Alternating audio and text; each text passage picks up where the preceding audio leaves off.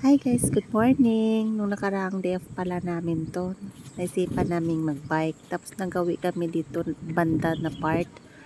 Sa Tasha Love Park lang pala ito. Kapansin namin may bago. Yun, pinasok namin. Kasi nga maganda yung kubo-kubo nila dito. Nasa harapan siya ng lake. Ayan, nag-aura na naman enjoy. Tapos pumasok na kami dyan. Ayan, mga kasama ko. Kanya-kanyang aura at video. Ang mga enjoy. Yan oh, ang ganda. Made of bamboo siya. Yung roof lang.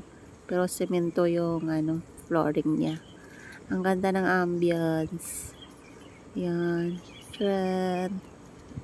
Ganda. Pwede siyang mag-picnic dito guys. Pwede dito kumain. Yan oh. Yan. Yan ang lake. Diba? Ang ganda ng view. Tingnan nyo naman. Ayan nga. Lambas na kami. At papunta na kami doon sa Love Park.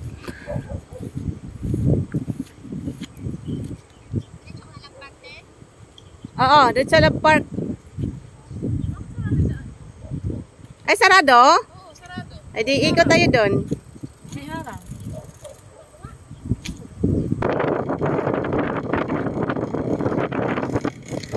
Yun nga.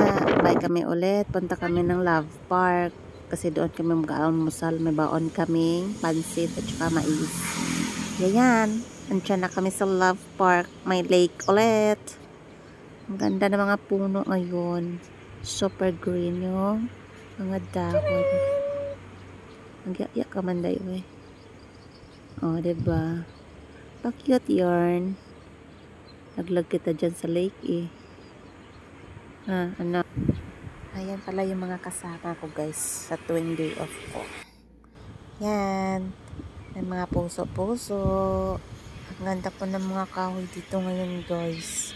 Super green yung mga dahon. Very blooming. Lamig sa paningin. Sarap tumambay dyan. Ayan ang mga puso sa mga in love.